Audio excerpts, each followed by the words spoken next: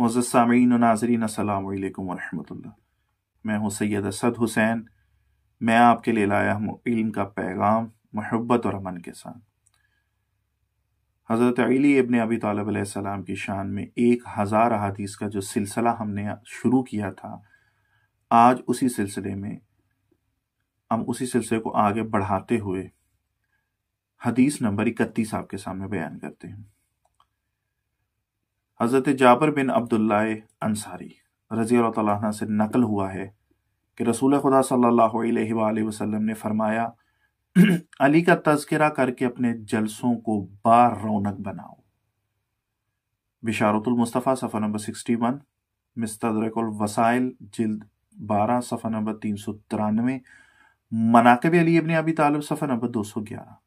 بہار الانوار جلد 38 صفحہ نمبر 199۔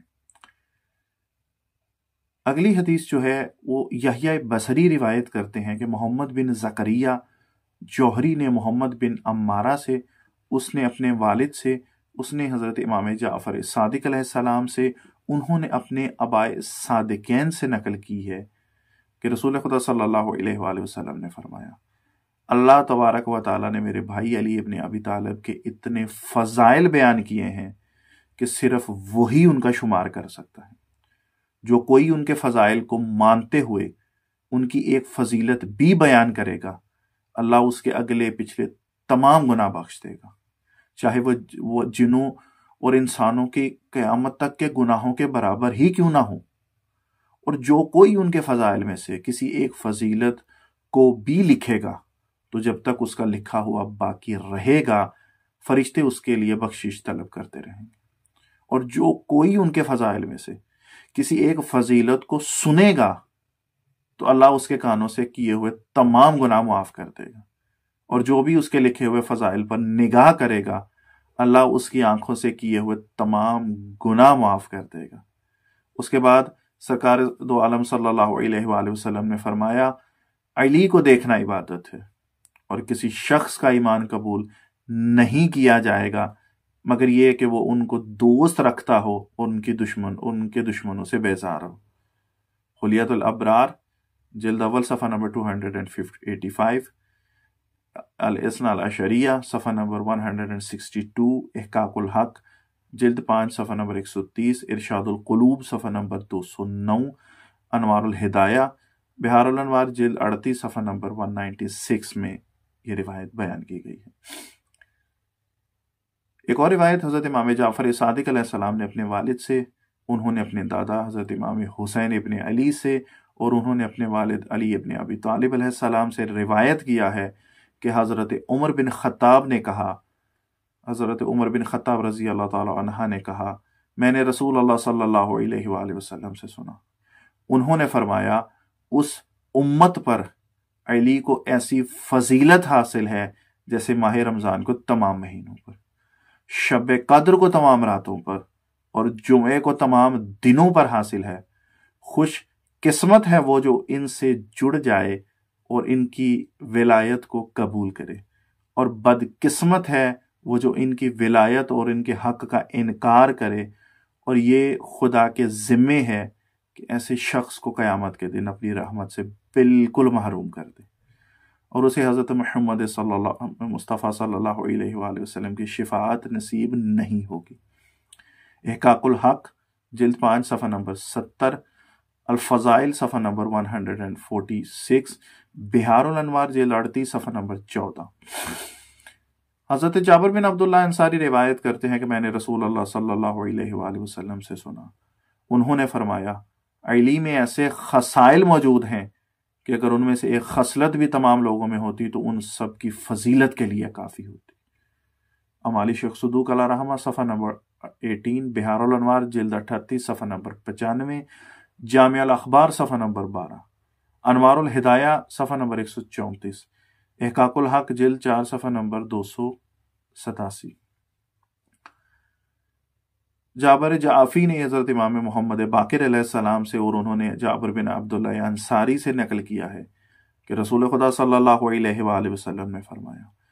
جبرائیل علیہ السلام مجھ پر نازل ہوئے اور فرمایا، اللہ آپ کو حکم دیتا ہے کہ آپ خطبے میں کھڑے ہو کر اپنے اصحاب کے سامنے علی علیہ السلام کے فضائل بیان کریں، تاکہ وہ ان فضائل کو آپ کی طرف سے آنے والی نسلوں تک پہنچا دیں۔ اور اللہ تمام فرشتوں کو حکم دیتا ہے کہ جو کچھ آپ بیان کریں اسے غور سے سنیں، اور حضرت محمد مصطفیٰ صلی اللہ علیہ وآلہ وسلم، اے حضرت محمد مصطفیٰ صلی اللہ علیہ وآلہ وسلم، اللہ آپ کی طرف سے یہ وحی بھی کرتا ہے کہ جو کوئی علی کے بارے میں آپ کی مخالفت کرے گا وہ آتش جہنم میں داخل ہوگا،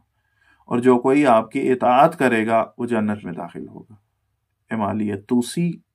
جلد اول صفحہ نمبر 118، امالی شیخ مفید صفحہ نمبر 77۔ جناب حضرت جابر بن عبداللہ انصاری روایت کرتے ہیں کہ فتح خیبر کے بعد حضرت علی رسول اللہ صلی اللہ علیہ وآلہ وسلم کے پاس آئے تو رسول اللہ صلی اللہ علیہ وآلہ وسلم نے فرمایا، اگر میری امت میں سے کچھ لوگ تمہارے بارے میں ایسی باتیں نہ کہتے جیسے عیسیٰ ابن مریم کے بارے میں کہا کرتے تھے، تو میں تمہارے متعلق ایسی بات بتاتا کہ تم جس گروہ کے پاس سے گزرتے وہ تمہارے قدموں کی خاک اور وضو کے بچے ہوئے پانی کو شفا حاصل کرنے کے لیے لے جاتا، مگر تمہاری فضیلت کے لیے یہ کیا کم ہے کہ تم مجھ سے ہو اور میں تم سے ہوں؟ تم میرے وارث ہو اور میں تمہارا وارث ہوں، اور تم کو مجھ سے وہی نسبت ہے جو ہارون کو موسیٰ سے تھی، مگر یہ کہ میرے بعد کوئی نبی نہیں ہوگا۔ تم میرا قرض ادا کرو گے، میری سنت کے لیے لڑو گے، اور کل روز قیامت حوض کوثر پر میرے جانشین ہوگے۔ روضۃ الواعظین جلد اول صفحہ نمبر 112، امالی شیخ صدوق صفحہ نمبر 96، المستر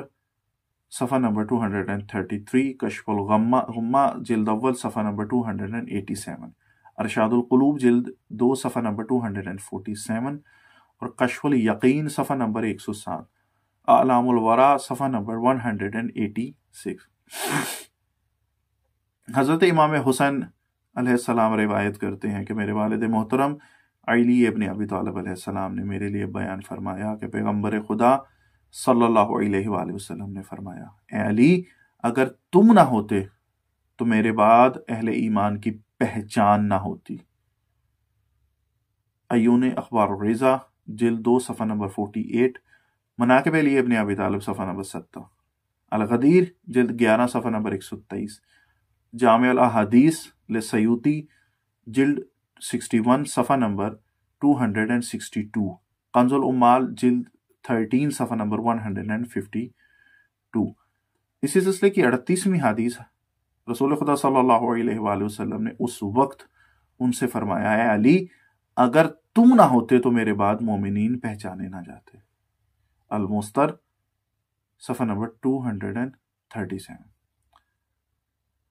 ایک اور حدیث نمبر 39 جو ہے نبی مکرم صلی اللہ علیہ وآلہ وسلم سے نقل ہوا کہ انہوں نے فرمایا، اے علی، اگر تم ہرگز